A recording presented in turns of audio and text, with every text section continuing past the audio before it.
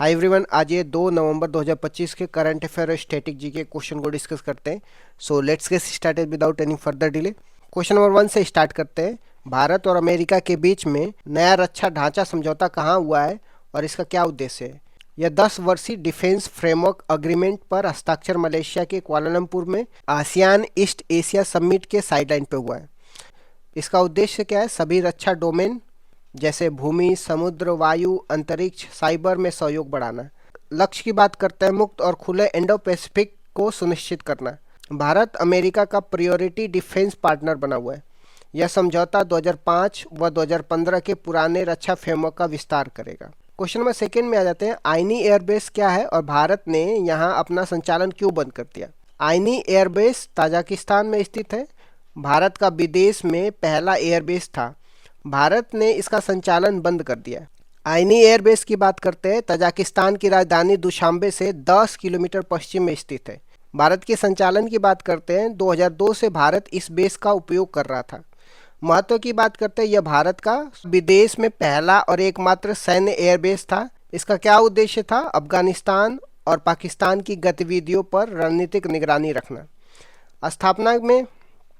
स्थापना में किसकी भूमिका थी? एयरबेस का आधुनिकीकरण भारत ने 2002 से 2010 के बीच में किया था, जिसमें आईएफ और बीआरए द्वारा इसका आधुनिकीकरण किया गया था। संचालन बंद करने का मुख्य कारण द्विपक्षीय समझौते की समाप्ति। भारत तजाकिस्तान समझौता 2022 में समाप्त हो गया था, इस वजह से बंद कर दिया गया।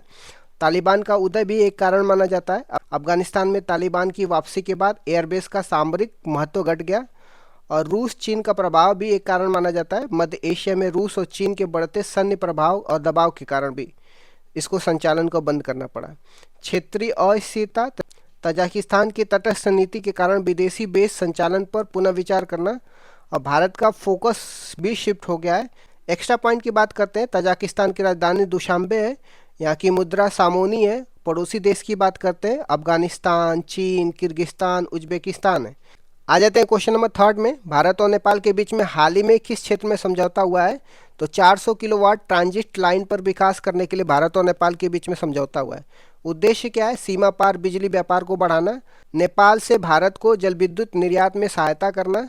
भारत नेपाल ऊर्जा सहयोग सार्क एनर्जी ग्रिड का हिस्सा है। क्वेश्चन नंबर फोर्थ में आ जाते हैं। भारत श्रीलंका सहयोग की पहली संयुक्त बैठक कहाँ पे हुई है? तो नई दिल्ली में हुई। विषय की बात करते हैं तो एग्रीकल्चर में कोऑपरेशन इसका विषय है।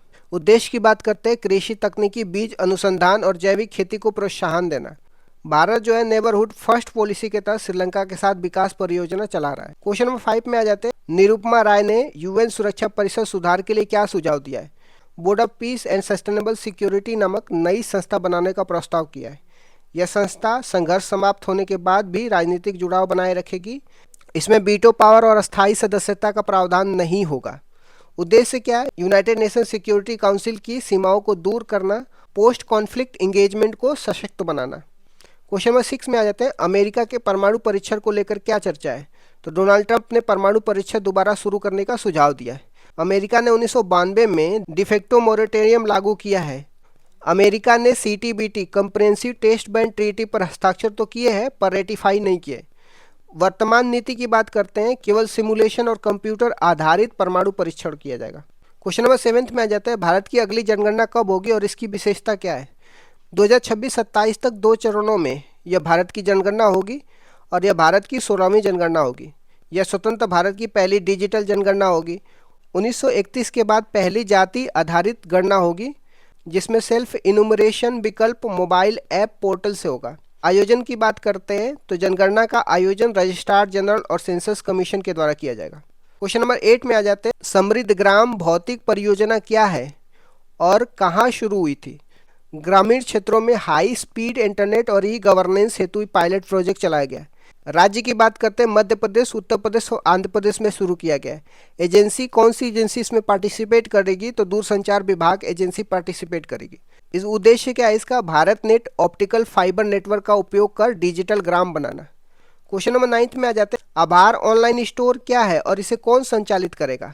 तो इंडियन रेलवे इसे संचालित करेगा। ये ईएम पोर्टल पर उपलब्ध होगा।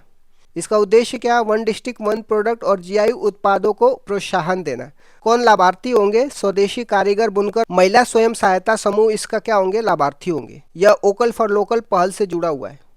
क्वेश्चन नंबर 10 में आ जाते हैं। उत्तराखंड में नया ग्रीन टैक्स क्या है? दिसंबर 2025 से बाहरी राज्यों के वाहनों पर ग्रीन टैक्स लगेगा। वसूली का माध्यम फास्टैग वॉलेट होगा और उद्देश्य क्या? प्रदूषण मुक्त उत्तराखंड बनाना। उत्तराखंड की स्थापना की बात करते हैं, 9 नवंबर 2000 को बना था और इसकी राजधानी देहरादून। क्वेश्चन नंबर 11 में आ जाते हैं। भारत में एफडीआई के शीर्ष स्रोत कौन से देश हैं 2024-25 के लिए? यूएसए पहले नंबर पे है, 20% एफडीआई अमेरिका से आता है और दूसरे नंबर पे सिंगापुर है, 14% एफडीआई सिंगापुर से आता है। प्रमुख क्षेत्र की बात करते हैं, विनिर्माण, सेवा, डिजिटल इकोनॉमी इसके प्रमुख क्षेत्र हैं। रिपोर्ट कौन दिया है? आरबीआई की वार्षिक एफडीआई रिपोर्ट 2024-25 में यह बताया गया है कि अमेरिका पहले स्थान पे और सिंगापुर दूसरे स्थान पे एफडीआई के मामले में भारत में। भारत शीर्ष 10 वैश्विक एफडीआई गंतव्यों में शामिल हुआ है, ये भी ध्यान रखिएगा।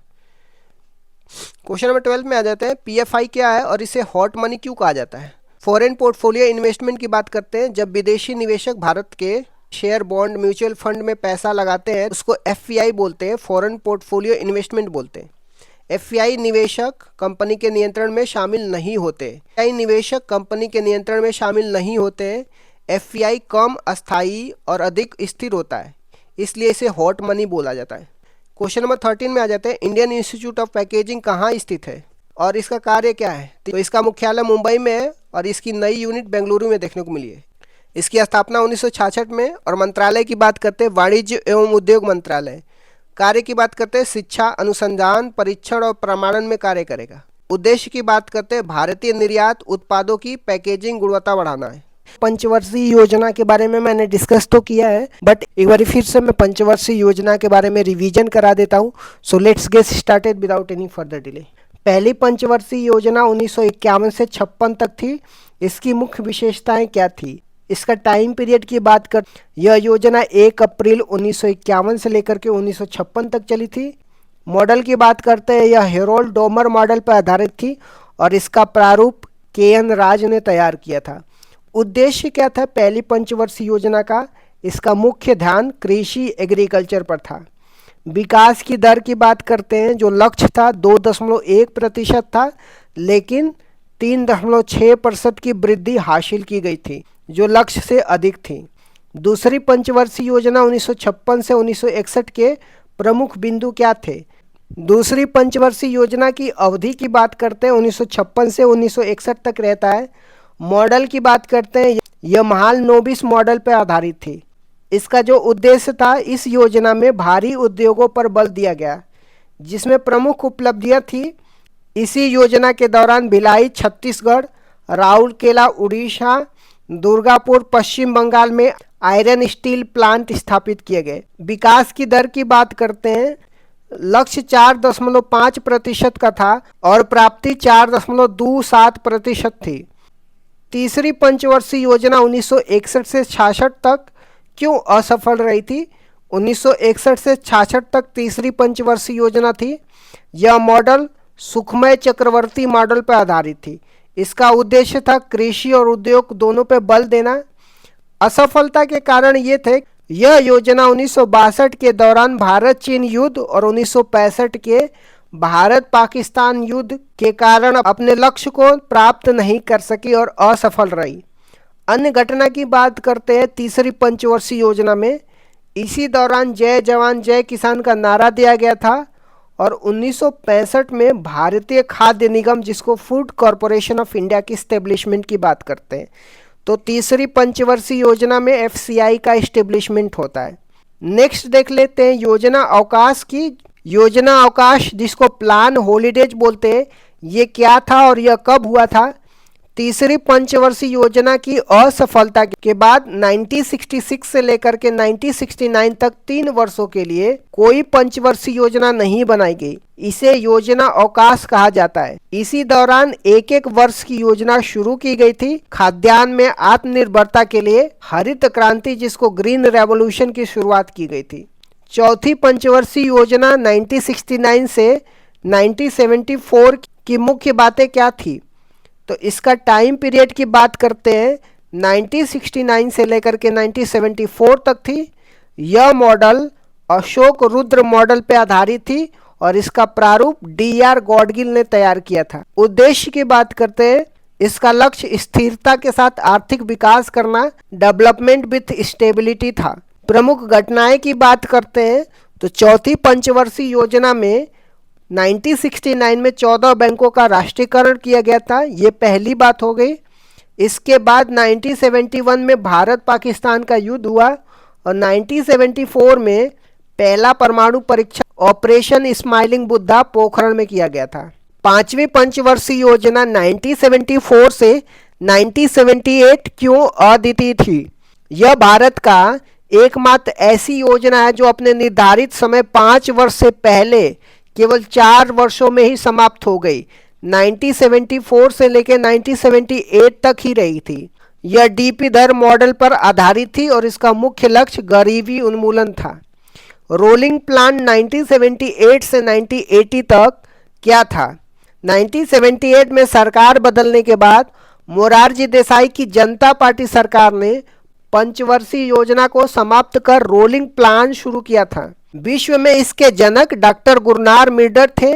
उनकी पुस्तक एशियन ड्रामा में इसका उल्लेख है और भारत में इसे लक्कड़वाला ने लागू किया था।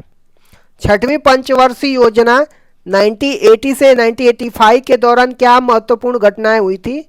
यह मॉडल आगात निर्गत मॉडल पर आधारित था, जिसको इनपुट आउटपुट मॉडल बोला जाता है। इसका उद्देश्य रोजगार सृजन और गरीबी उन्मूलन था। प्रमुख घटनाएं की बात करते हैं तो छठवीं पंचवर्षीय योजना में नाबार्ड की एस्टेब्लिशमेंट किया जाता है 1982 में। 6 और बैंकों का राष्ट्रीयकरण किया जाता है 1980 में। ऑपरेशन ब्लू स्टार और ऑपरेशन मेघदूत 1984 में चलाया जाता है।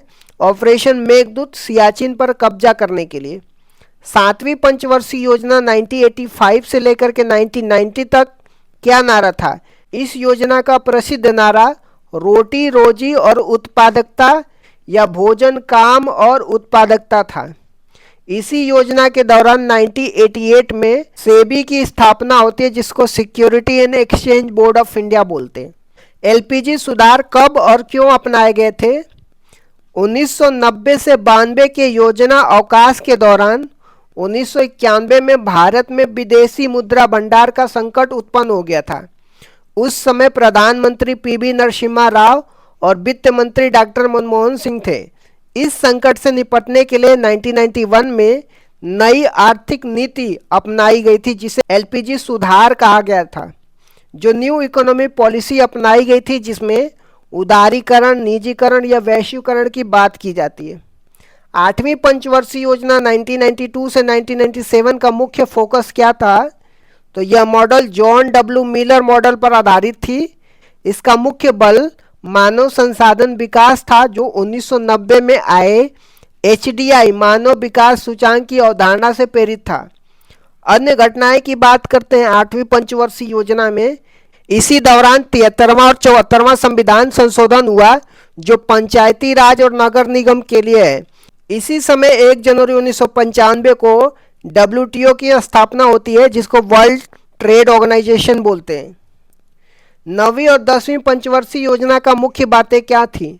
9वीं पंचवर्षीय योजना 1997 से 2002 तक होता है। इसका लक्ष्य सामाजिक न्याय और क्षमता के साथ आर्थिक विकास था। प्रधानमंत्री ग्राम सड़क योजना 25 दिसंबर 2000 को और कारगिल युद्ध 1999 में इसी दौरान हुआ था।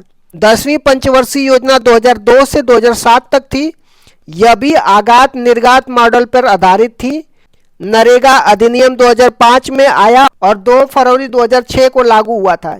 11वीं पंचवर्षीय योजना 2007 से लेकर 2012 की विकास दर की क्या विशेषता थी? इसका लक्ष्य तीव्र और समावेशी विकास, जिसको रैपिड एंड इंक्लूसिव डेवलपमेंट था। इसमें 8% की विकास दर हासिल की गई थी, जो सभी पंचवर्षीय योजनाओं में अब तक की सबसे ज़्यादा थी। शिक्षा का अधिकार, राइट टू एजुकेशन एक्ट 2009 इसी दौरान आया था।